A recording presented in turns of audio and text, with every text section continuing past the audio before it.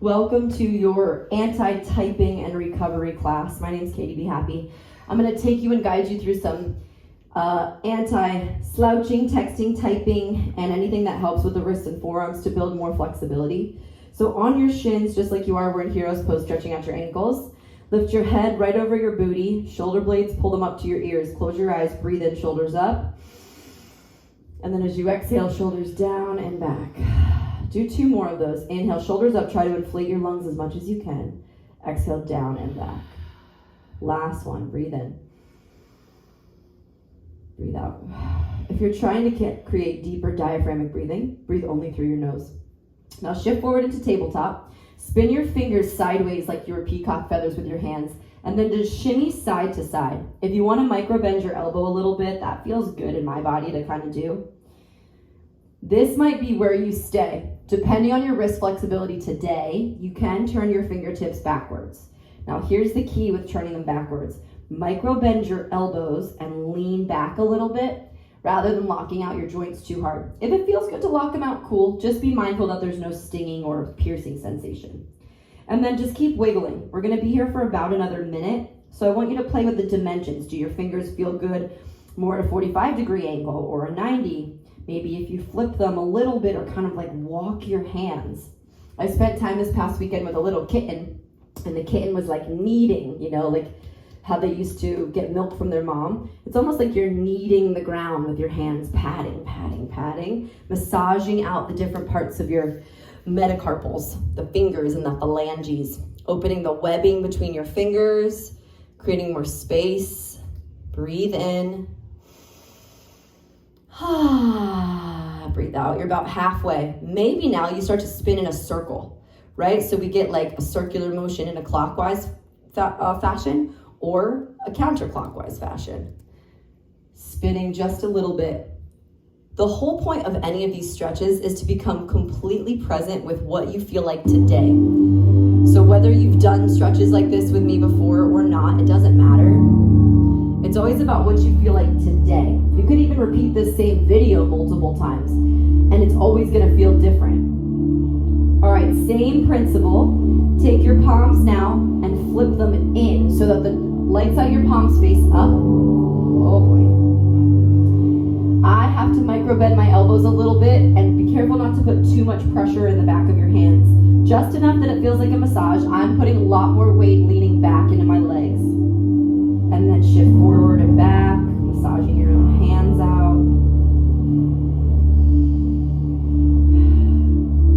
In today's recovery class, we're not just recovering the upper body and the structure of the way that you, let's say, type, text, drive, whatever, but we're also opening up what we call the 4th chakra, the energy center of compassion and joy. You could stay right here, or last part, turn your fingers to face your knees.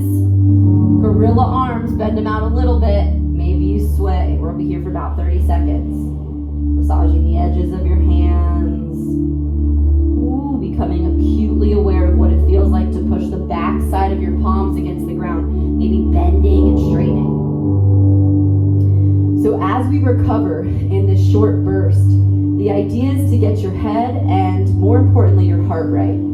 The extension of your arms, these appendages that move out from your heart, they're an extension from that 4th energy center, and it's where empathy and compassion lies that we might really need. Building that in our physical structure enables the subtle body, the inner structure, to soften a little bit too. Great, pull your right leg into a half pigeon. Now, if that's not accessible in your body, it's okay. You can roll onto your right butt cheek and kind of zigzag your legs like this instead. Keep your right leg bent in a hip stretch and your left leg kind of behind you. That looks great. Then, your right arm is stable on the earth. I want you to pick, actually. I would prefer to do my left arm, so my right elbow is going to massage my left forearm. But if you feel too unstable in your half pigeon, I get that. It's kind of like, ooh, can't go down that low. Then you could do the right arm, and you could use your thumb. My flexibility allows me to touch my hand or my elbow into my forearm. So I'm basically taking my elbow and massaging the meat of my forearm down. And I'm tiny circles. It feels so good and so bad at the same time. That elbow is giving your whole palm and forearm a release. It's so awesome. It's like a little, those Theraguns that are popular right now. You're your own Theragun. The gun is just a expedited way to get to the same exact thing if we gave ourselves self-massage like you're doing now. And then with your bionic hand, you can even see how just the little adjustments with your elbow to your forearm, they move your fingers. You're like a robot. How it's all connected. That wrist pain often comes from elbow tightness or bicep tightness or shoulder tightness. All right, same way that you are, don't switch your hands. Just flip your palm to face down and try to massage the back side of your forearm muscle, this meaty part. Oh, ow. And you'll feel like a tender, good spot. Maybe you spend a little extra time there breathing. Now I'm massaging the top part of my forearm here with my elbow, digging in. The closer you get to that kind of joint insertion point, this is where tennis elbow and things like that start, because your forearm muscles get too tight from gripping onto things. Let's think about the metaphoric analogy in that too and how beautiful that is. When we hold on to things too tightly in life, ideas, people, experiences, identities of who you were, then we start to form irritation, inflammation, aka tennis elbow, aka your immune system gets low so you catch a flu. But if you start to just loosen your grip a little, let the world flow with a little bit of trust, then that inflammation softens, injuries start to heal themselves. All right, you've done great work on this side. Pull your whole weight onto your right butt cheek and spin your left leg out in front of you. So it's like a seated side stretch, Janu Shirshasana. Take your arms up as you breathe in and reach for your left leg. Lean over it, relax your head and neck. Exaggerate the stretch in your low back by bending your left knee a little bit. Let your body cascade down and forward.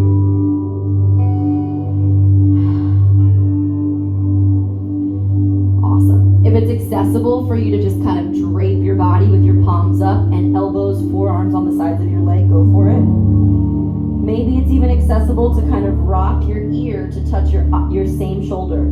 So your right ear moves towards the right shoulder, your left ear towards left shoulder. Moving sensation through the back side of your beautiful open left hamstring and calf. Stretching life force energy out to it. Breathe in. Breathe out. Awesome. Now, come back up to this seated side stretch. Take your left hand, whatever hand was massaging the forearm before, do that same one. And then kind of Indian burn the forearm muscle. So for me, you remember when you were a kid and you Indian burn, it was really rough? Do that without hurting yourself and massage with your fingers now. Stretch out your fingers really far apart. Ooh, yeah. Proactively stretch your fingers away from each other and then massage out the muscles of your forearm. See, I'm even tracing my thumb up towards the elbow insertion here, where I get a nice little massage, and you'll feel the tender spots. Every day is a little different. We weight train a lot, obviously, and so when we do these weight training sessions, the grip strength gets taxed, but it also gets stronger. These are muscles here that improve your grip. The more you type, the more your muscles get stronger. I'm sure if you've ever written recently, not a lot of us write anymore, in a journal or a handwritten letter. Your hand starts to get tired. But when you were a kid and learned how to write, you built those muscles in your robotic hand to feel a little bit stronger. Oh yeah. All right, let's switch. So half pigeon all the way from the top, right leg back, left leg forward. Stay with that sensation. Maybe you took the bent approach, and now you're going to use your opposite forearm and elbow to massage. So I'm taking my elbow with my palm facing up. Take the time to massage out your grip strength, massage out the spaces that are tense and tight. I want you to think about your palm facing up right now. Imagine that you were holding a really awesome handful of sand. And if you've ever tried to hold sand before, if you squeeze sand, if you grip too tight, it goes through your fingers. But if you hold sand with an open palm, an open grip, like a light grip, it stays nicely in the palm of your hand. That being said, the theme of maybe today and this week is asking yourself not to grip too tightly, not to hold on. Because this world, the climate that we're in, is a marathon, not a sprint. We can't be attached. We have to understand that life will keep moving, we'll keep breathing, God willing, and that we'll still keep fighting no matter what happens. Flip your palm to face down, other side.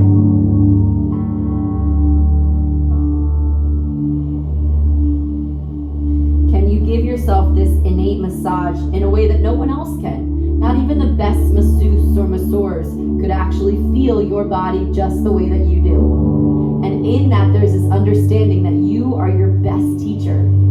You're a genius. You can feel things that no one else can about your anatomy. And when there's resistance, you stay in it and you keep breathing into that space. You can heal all of those beautiful things in you.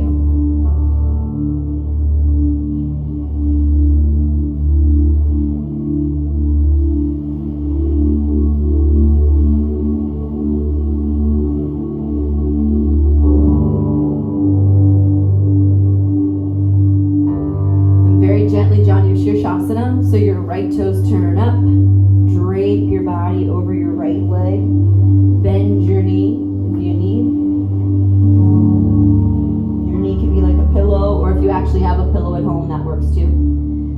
Basically, you're exaggerating hyperflexion, which is what we do when we text and type, chin to chest. But that compression, the over-exaggeration, your chin to your chest, helps compress the thyroid and the lymph in your neck.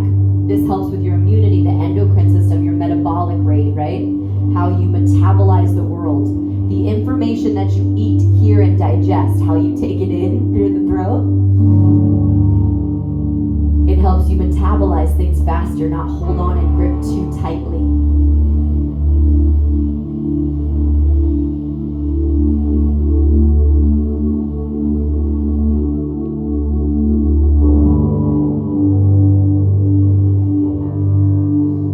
Take your hand to your palm and use your palm, your fingers now, to massage out that same forearm. If it felt good to kind of do the top part. Oh, did we skip the top part kind of? Yeah. We kind of skipped that section where I told you to like actually massage this top part. So if you want to do that, you can. You can lean in and do it. Or you could just use your hand to do it. Push into that upper forearm muscle. Remember, this is that tennis elbow prevention. All throughout the forearm. And especially if there's a referral pain, meaning if you feel something and it refers somewhere else, up your shoulder, down your hand, that's a knot. That's a real good spot for you to work into.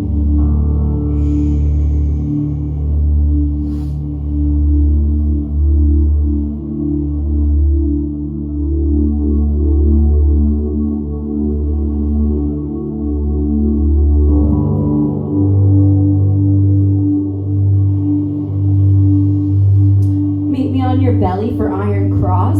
So flip your right thumb up, palm down, look to your left, kick your left heel towards your butt, up and over. So in my body right now, I'm pulling open through my left hip flexor. This is the opposite of sitting. My right hitchhiker thumb is up, and then I'm going to extend my fingers open and close, like pump my fist. Maybe I walk my hand up a little bit so I get more sensation. If your hand can move up or down to feel more, I want you to go there.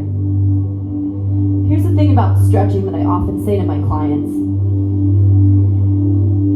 All day we do repetitive action, whether it's typing, texting, running, walking, sitting. And we'll accumulate over time a buildup of something that's a repeated pattern that your body isn't used to or has to get used to. And it causes irritation, inflammation, aka an injury or a pain. And then I say to them, well, if you feel pain in, your calf or your neck, do you ever stretch? Do you stretch your foot or your IT band, the muscles surrounding that center of focus of pain, to help loosen it up? Because think about all the time you spend in that repetitive action. You have to do at least 10% of that time stretching, repairing, and coming back to its alternate state, especially if it's a new action. So just this quick little blip of time we've spent stretching is that exact mind state, is that exact positioning, if you would, for you to counter some of that repetitive action that turns into injury. All right, gently switch your iron cross up and over to the opposite side. Now my question to you, with your face against the mat, looking out towards the right, left cheek down. Where is there a place that in your life you might be gripping a little too tightly, holding on a little bit too much? Where is there a place that could really benefit from you breathing a little, relaxing a little, letting in a little?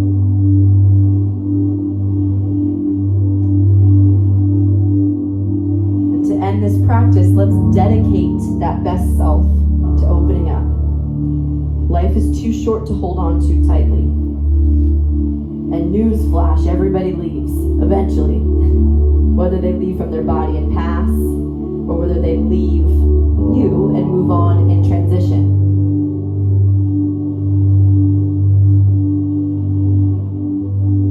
If they're meant to be in your life, if something's meant to happen anyway, it's not worth gripping too tightly.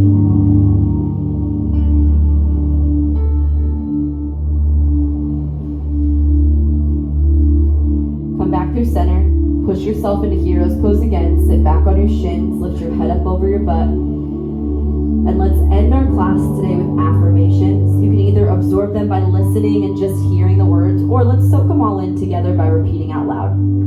Hey today, I'm ready for the best day of my life.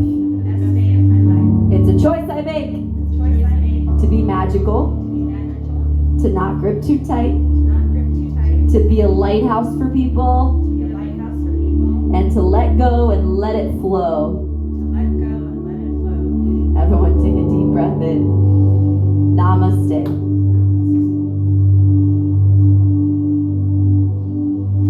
So it's a short 16-minute burst, if you would, that helped you open and prepare. And if you even did this every day, just this little blip, like do half of it and half of it, you could break it up throughout your workday. It'd be an awesome way for you to take, break up, first of all, your computer time. Second of all, take a mindful 5, 6, 8 minutes or 16 minutes to reset, to get your head into your body rather than in your anxiety-filled thoughts. These little bursts are made for you to break up the tension and the monotony of the computer and your to-do list, because work's always going to be there, but your body won't. So make sure that you feel, love, and appreciate the vessel that you're living in. Alana and Trina, thank you so much for demoing. Thank you for repairing an awesome hands, upper body, shoulders day.